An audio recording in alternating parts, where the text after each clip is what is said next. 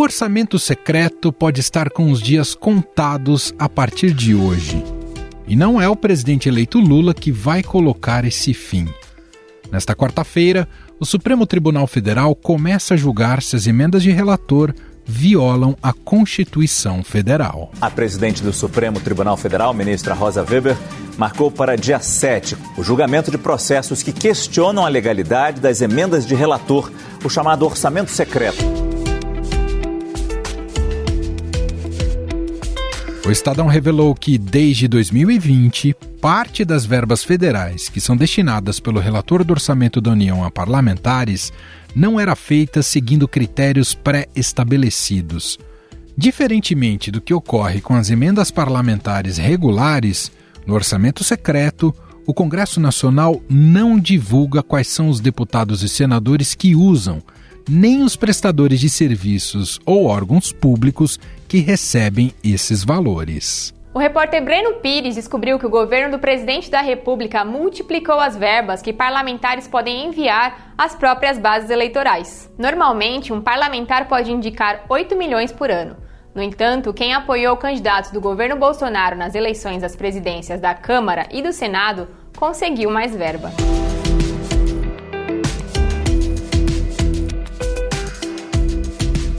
Os ministros vão analisar em conjunto os questionamentos sobre a constitucionalidade da medida, movida pelos partidos Verde, PSOL, PSB e Cidadania. E o PSOL quer que o Supremo Tribunal Federal barre a execução das emendas que liberaram o orçamento secreto.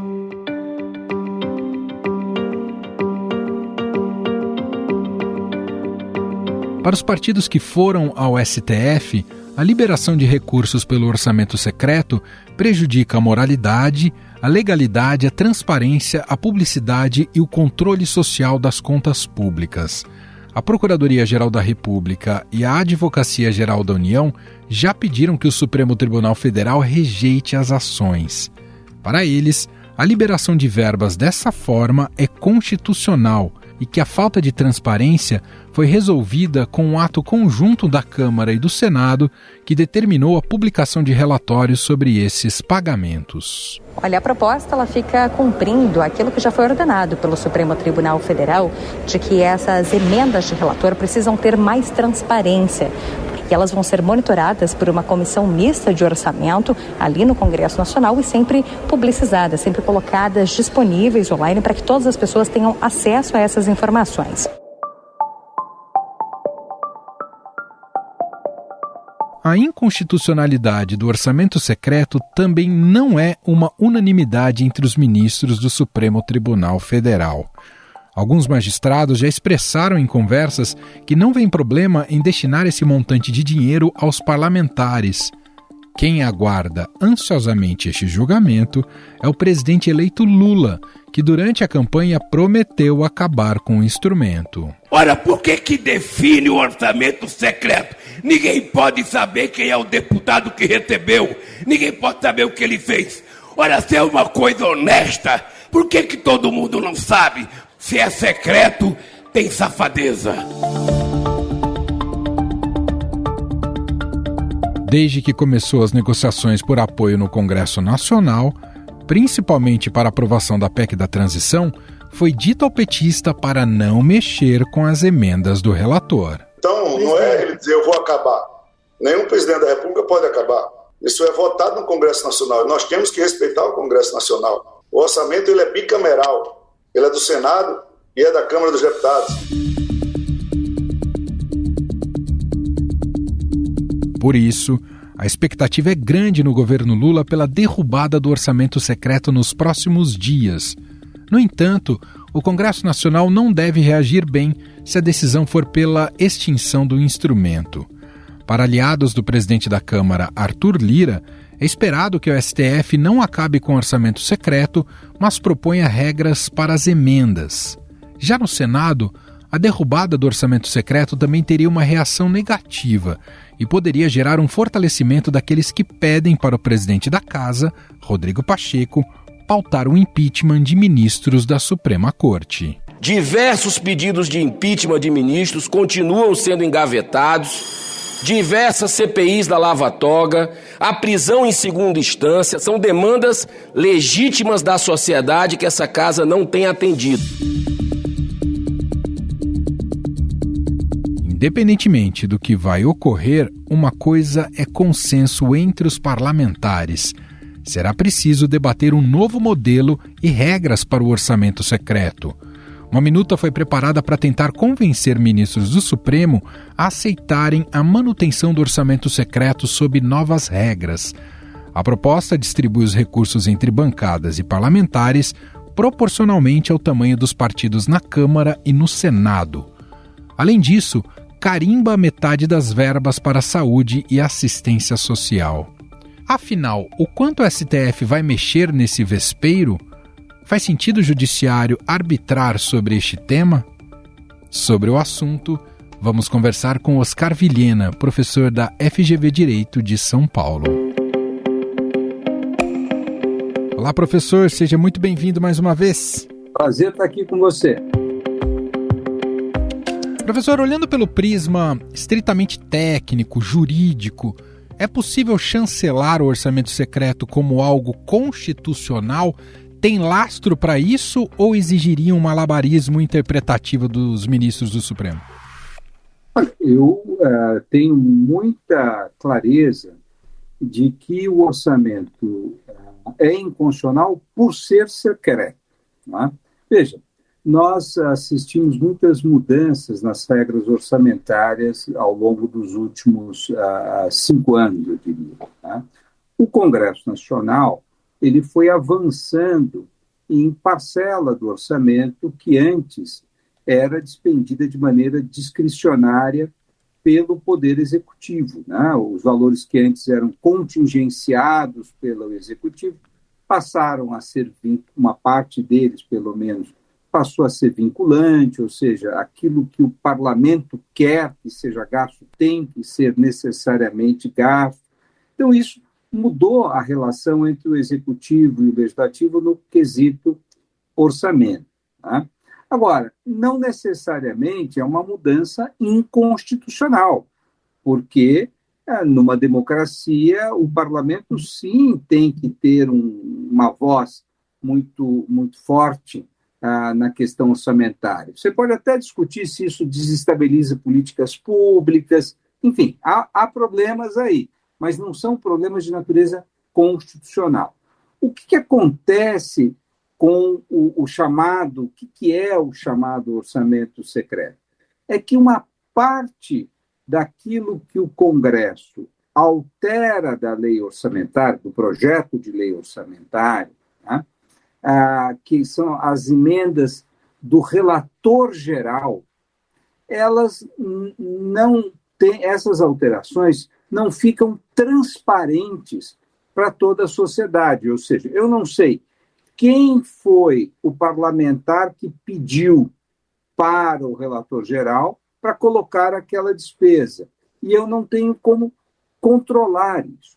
Tá? Então, há um problema de intransparência, o que viola o artigo 37 da Constituição, que determina que um dos princípios republicanos maiores é que tudo que é público tem que ser transparente. Depois, gera um problema de desigualdade, ou seja, se eu estou naquela região, naquele município, que aquele parlamentar que é mais amigo do relator conseguiu levar dinheiro, eu me dou melhor do que se eu estou numa outra região que não foi beneficiada por uma emenda. Né? Isso significa que os cidadãos estão sendo tratados de forma distinta do ponto de vista orçamentário. Não pode, isso é uma violação muito forte do direito à igualdade. Terceiro, e isso eu mencionei inclusive num artigo recente, isso pode ser usado como moeda eleitoral, ou seja, isso desequilibra a paridade entre os deputados, porque aquele deputado que tem acesso ao relator geral e consegue uma emenda dessas, ele irá se beneficiar mais do que o que não consegue e muito mais do que aquele que não é deputado e está concorrendo. Então, isso também obstrui os canais democráticos. Então, eu vejo que o Supremo tem uma quase uma obrigação de declarar a inconstitucionalidade disto. Quer dizer, o Supremo, fala-se até nos bastidores, professor, que o Supremo pode aplicar justamente uma solução meio termo para esse caso, focando muito nesse quesito que o senhor muito bem destacou da questão da transparência. Na visão do senhor, se o Supremo for nesse sentido, resolve o problema? Eu acho que isso já melhora muito, porque, veja, se há um relator, vamos supor, ele vai beneficiar uma solicitação que vem lá de uma determinada região do Estado de São Paulo, em detrimento de outra região, vai ficar claro, né, que o orçamento vai estar sendo aplicado em detrimento de alguém, né? Esse alguém pode gritar, e aí o parlamento vai falar, opa, realmente eu não posso dar dinheiro só para a educação daquele município e não dar no município vizinho. Então, eu acho que o Supremo, de fato, ele não pode arbitrar uma luta que é política. É uma luta política entre os deputados, é uma luta política entre o Executivo e o Legislativo. O Supremo não precisa arbitrar isso. Isso é jogo da política que tem que ser jogado. Agora, isso tem que ser transparente para que a população possa responsabilizar os políticos que estejam jogando em desconformidade com o princípio da igualdade. Eles estão privilegiando um em detrimento de outro. Então, eu não acho que seja uma solução meio termo, não. Eu acho que é uma boa solução que o Supremo declare inconstitucional toda a face opaca deste processo, né? E deixe o jogo político ser jogado por quem foi eleito para isso. E aí, se o eleitor perceber que o presidente da Câmara está favorecendo uns em detrimento de outros, vai ter que fazer política para não eleger ou para buscar responsabilizar de outra forma esses políticos. No final das contas, professor, a briga do Congresso por ter maior participação na destinação de verbas é legítima, mas o modelo que foi encontrado até aqui, que não corresponde aos princípios constitucionais, poderia resumir assim? Não só resumir, você está resumindo lapidarmente. Eu acho que você tem toda a razão. Quer dizer, nas democracias consolidadas, o legislador tem um papel muito importante na definição do orçamento, né? O que a gente tem no Brasil é um problema, né, fundamental de falta de transparência. E por que isso é importante? Primeiro, porque viola essa ideia da coisa pública. A coisa pública precisa estar na vitrine, nós precisamos saber, né? Agora, a segunda é que você não consegue responsabilizar uma pessoa por uma má decisão. Vamos supor que eu aloque um dinheiro fabuloso para que a senadora Simone Tebet sempre usava para a realização de procedimentos dentários a mais do que existem pessoas dentro de um município. Então, você encobre esses problemas, né? E aí, como é que você vai responsabilizar a pessoa se você não sabe que isso acontece? Então, eu acho que, sim, a briga para ter um maior controle sobre o orçamento é uma briga positiva. Quanto mais transparência, quanto mais briga, melhor. Agora, tem que ser transparente.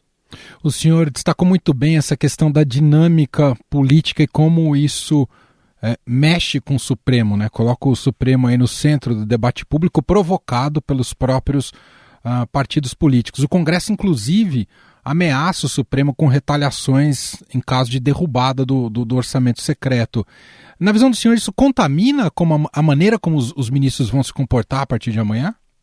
Olha, eu acho que o Supremo brasileiro, pelas tantas trombadas que deu ao longo da sua história, não só nos últimos 35 anos, eu acho que o Supremo tem, vamos dizer, capital político para tomar a decisão correta, né? E as ameaças vêm de setores efetivamente que não compreendem a dinâmica do jogo democrático. Quer dizer, o Supremo estará cumprindo sua função. Você pode discordar da decisão do Supremo, mas uma retaliação que possa impor algum tipo de perda de autonomia é inaceitável. Você pode dizer né? Quer dizer, o presidente Ulisses Guimarães, presidente da Câmara, em algumas circunstâncias diz essa decisão é uma decisão equivocada, mas ninguém vai falar, então, em função disso, eu vou desautorizar o Supremo, descumprir as decisões do Supremo. Eu acho que o Supremo tem um papel, e o papel dele, se eu puder resumir, neste caso, é manter abertos, desobstruídos, os canais da democracia. E o orçamento secreto, dado a dinâmica entre quem aloca recurso e depois disputa a eleição, eles obstruem esses canais. Eles protegem uns em detrimento do outro. Ao Supremo, cumpre como função fundamental preservar os canais desobstruídos. É por isso que ele tem que decidir, e isso vai desagradar uma parte do Congresso, eu tenho certeza, mas irá agradar a população brasileira, porque, afinal, ninguém quer que o seu dinheiro seja alocado sem que nós saibamos, né? Eu, outro dia, conversando com o meu colega no condomínio, disse o seguinte: olha, e se o síndico resolve não dizer mais aonde ele vai aplicar o dinheiro e por quê? Nós aceitaríamos isso? Não, isso é inaceitável. O Supremo tem que reestabelecer essa lógica, né? Porque daí, se o síndico está colocando o dinheiro no lugar errado, a gente pode destituir o síndico, né? Pode não eleger ele na próxima eleição. O que eu não posso é não saber o que o síndico está fazendo com o meu dinheiro. Perfeito. Professor, claro que muitas vezes há uma crítica que é justa em relação a uma certa politização do judiciário, mas esse é um judiciário que também tem sido empurrado para essas turbulências políticas. Há uma necessidade também da classe política, especialmente do Congresso, dos partidos, de tentarem jogar o jogo pela política sem envolver tanto o Supremo Tribunal Federal. A gente carece um pouco dessa mudança de cultura política no país? Sem dúvida nenhuma, o Supremo é provocado, né?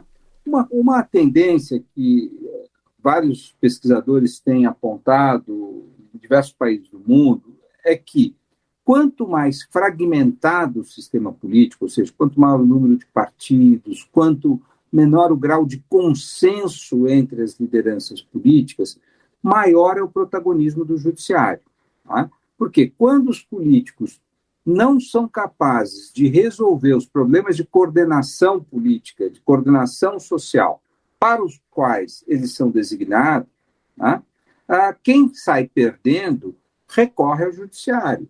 E se a questão é jurídica, o judiciário vai ter que dar uma resposta, e essa resposta muitas vezes vai atrapalhar o jogo político, né? Mas, no fundo, a responsabilidade é dos próprios políticos, porque eles é que deveriam ter resolvido consensualmente o problema, né? Então, veja, essa questão do orçamento é uma confusão criada pelo sistema político e que, evidentemente, quem ficou de fora dessa confusão, quem foi derrotado e foi contra essa confusão, reclamou. E o Supremo tem que resolver, ele não pode dizer, olha, não resolvo, né? Mas é importante que ele trace uma linha, o que ele está resolvendo, o que ele não está resolvendo.